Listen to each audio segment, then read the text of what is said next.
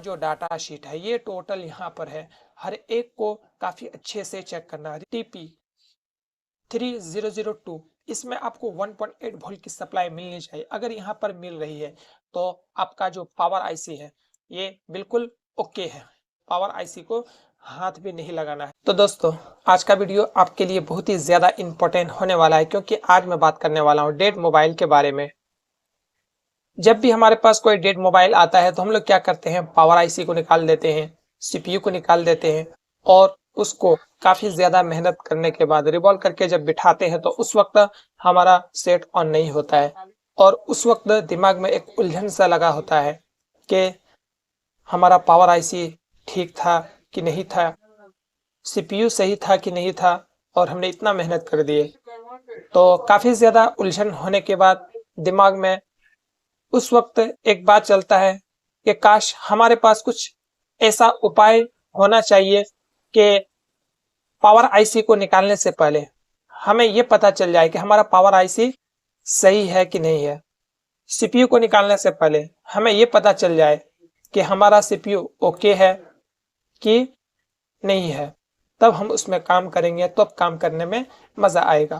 तो आज का जो टॉपिक है इसी टॉपिक पे रहने वाला है कि डेड मोबाइल को आप किस तरीके से फॉल्ट फाइंड करेंगे और आप डेड मोबाइल को सबसे पहले क्या क्या चेक करना होता है। डेड मोबाइल चेक करने के लिए आपका क्या क्या लाइनों को देखना पड़ेगा, तो सारी चीजों को इस वीडियो में मैं बताऊंगा। अगर आपने मेरे इस वीडियो को पूरा देखना है तो आप देखें, या नहीं तो यहाँ से आप स्किप हो जाएं, क्योंकि वीडियो पूरा देखेंगे तभी आपको समझ में आएंगे। तो वीडियो शुरू करने से पहले मेरी आपसे बस एक रिक्वेस्ट है कि अगर आपने मेरे चैनल को सब्सक्राइब नहीं किया तो चैनल को सब्सक्राइब करके नोटिफिकेशन को ऑन कर लीजिए, आपकी बड़ी मेहरबानी होगी। तो सबसे पहले यहाँ पर आप देख पाएंगे पावर आईसी जो लगा है MT357CR-V का मैं बात कर रहा हूँ। तो सबसे पहले आप ये मोबाइल जो मैंने चुना है एक ओप्पो A1K का लिया है, इसमें MT357CR-V जितने भी मोबाइल में लगे हैं मॉडल से कोई फर्क नहीं पड़ता है, आपका आईसी से फर्क पड़ता है। ये MT357CR-V का आप कोई सा भी मॉडल ले ले, उसका एक लेआउट स्कीमेटिक खोलना है, कंपोनेंट नाम और पावर मैनेजमेंट जो आपका MT357CR-V का है। तो यहाँ पर मैं जो दिखा रहा हूँ पावर की बहुत कम आपको ये प्रॉब्लम देखने को मिलता है। भी रेफरेंस का लाइन, VDIG का लाइन जिसमें 1.8 वोल्ट की सप्लाई आपको चेक करनी होती, VRTC का लाइन जो कि आपका ये सब लाइन है ज्यादातर खराब नहीं होता है। तो पावर आईसी खराब होता है, सीपीयू खराब होता है कब, जब आपका बक वोल्टेज में दिक्कत होती है। तो सबसे पहले हम लोग क्या करेंगे, बक वोल्टेज के बारे में थोड़ा सा समझते हैं। तो हम लोग चलते हैं, सबसे पहले VS1 का आपको यहां से लेना है और आप स्कीमेटिक में जाकर के इसको कॉपी करेंगे तो यहाँ पर आपका कुछ इस तरीके से कोई सेक्शन खुलेगा जो आपका बक सेक्शन है। तो एक बार हम लोग क्या करेंगे, आपको कंपोनेंट में आपको कुछ मैं बताने की कोशिश करूंगा, यहाँ पर थोड़ा ध्यान दें। ये जैसे हमारा पावर आईसी है, पावर आईसी को चलने के लिए कुछ तो रिक्वायरमेंट होता है। वो रिक्वायरमेंट क्या होता है, जैसे मिसाल के तौर पर यहाँ पर एक बक कॉइल लगा है, 2 लगा है, 3, 4 और एक 5 बक कॉइल है, तो आपको 5 कैपेसिटर भी नजर आएगा। एक यहाँ, 3, 4 और एक 5 कैपेसिटर है। इन सारे कैपेसिटर में आपको जो वोल्टेज देखने को मिलेगा 3.7 वोल्ट से 4.2 वोल्ट नजर आएगा। ये जो वोल्टेज होता है पावर आईसी का इनपुट वोल्टेज होता है। पावर आईसी जैसे ही अपना इनपुट वोल्टेज मिलते ही सबसे पहले एक लाइन बना है वोल्टेज, सबसे पहले आपका बक कॉइल में वोल्टेज बनाता है जो कि VS1 का लाइन होता है। VS1 का लाइन होता है तो मैं अभी आपको दिखाने की कोशिश करूंगा, जैसे स्कीमेटिक में। जैसे मिसाल के तौर पर मैंने अभी बताया कि चार्जिंग आईसी से जो लाइन आता है VSYS, जब मीडियाटेक का लगा हो तो उसको हम लोग VSYS बोलते हैं, क्वालकॉम का लगा हो तो वहां पर VPH लाइन बोलते हैं, सैमसंग का लगा हो तो वहां पर हम लोग BBAT लाइन बोलते हैं। तो यहाँ पर जैसे आता है एक लाइन बक कंट्रोल लाइन है, तो VSYS SMP इस लाइन से हमारा जो पावर आईसी है इसमें इन होता है ये लाइन। तो यहाँ पर आपको ये कैप छोड़ के मैं अभी आपको दिखाता हूँ। 5 कैप होगा, 1 2 3 4 और एक 5। जब 5 कैपेसिटर है तो 5 बक कॉइल भी होना चाहिए।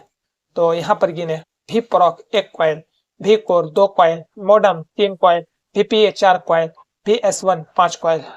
तो 5 कॉइल यहाँ पर आपको नजर आया। तो एक बार VS1 का कौन सा है उसको एक बार देखते हैं। जैसे हम लोग यहाँ पर देखें VS1, इसमें सबसे पहले वोल्टेज बनता है 2.05 वोल्ट बनता है इसमें। तो ये लाइन बनने के बाद आपका बनता है यहाँ पर, ये हमारा VPA का लाइन है। VPA ये नहीं बनेगा, इसको मैं अभी बोर्ड में दिखाता हूँ काफी अच्छे तरीके से। मॉडम का लाइन है और L201 L200। तो हमारा टोटल 5 कैप है। तो एक बार हम लोग देखते हैं। ये L204 जाते हैं हम लोग कहाँ पे, लेआउट में। L204 ये है, L204 ये है। तो कंपोनेंट में जाते हैं एक बार और यहाँ पर देखते हैं L204 ये है। तो इसमें हमारा 2.05 वोल्ट, तो 0 नहीं लिखते हैं, 2.5 वोल्ट हमें इसमें देखने को मिलेगा। उसके बाद और यहाँ पर जो बक कॉइल है इसमें क्या क्या और कितना वोल्टेज देखने को मिलेगा, इसमें भी एक बार हम लोग बात करते हैं। जैसे यहाँ पर हमारा जो स्कीमेटिक है L4 L3 किसमें लगा हुआ है देखते हैं। L3 यहाँ पर है। तो एक बार हम लोग क्या करते हैं, L3 जो है इसमें हमारा VPA का लाइन है, VPA का लाइन है। ये VPA का लाइन में आपका कोई वोल्टेज देखने को नहीं मिलेगा। अगर इसमें वोल्टेज उस वक्त देखने को मिलेगा जब आप मोबाइल में सिम लगाएंगे, उससे पहले आपको कोई भी वोल्टेज देखने को नहीं मिलेगा। उसके बाद L3 L2 L1 इसको एक बार देखते हैं। तो L2 L1 L200। तो अब हम लोग जाते हैं कंपोनेंट में और इसमें आपको जो वोल्टेज देखने को मिलेगा तीनों में 0.6 से लेकर 1.2 वोल्ट, 0.6 से लेकर 1.2 वोल्ट, 0.6 से लेकर 1.2 वोल्ट। यहाँ पर आपको इन सारे कॉइल में ये वोल्टेज देखने को मिलेगा। अगर आपके पास ये वोल्टेज में कोई भी मिसिंग हो जाए तो आपको चेक करना है कि मिसिंग क्यों है। कहीं कॉइल तो खराब नहीं है। कॉइल अंदर से कई बार मोबाइल गिरने से भी डैमेज हो जाता है, तो बक कॉइल को आपको हिला डुला के देखना है। और अगर आपको बक वोल्टेज क्यों बनता है, कई बार क्यों फ्लक्चुएट होता है, इसका वीडियो अगर आपको चाहिए तो आप कमेंट करें, मैं एक प्रॉपर तरीका से वीडियो लेकर आऊंगा। उसके बाद यहाँ तक चेक करने के बाद बक कॉइल, उसके बाद अब आपको जो जाना है फिर से जाना है पावर मैनेजमेंट में। तो वहां पर भी कोर, भी मॉडम, उसके बाद भी प्रॉक का लाइन मैंने बताया।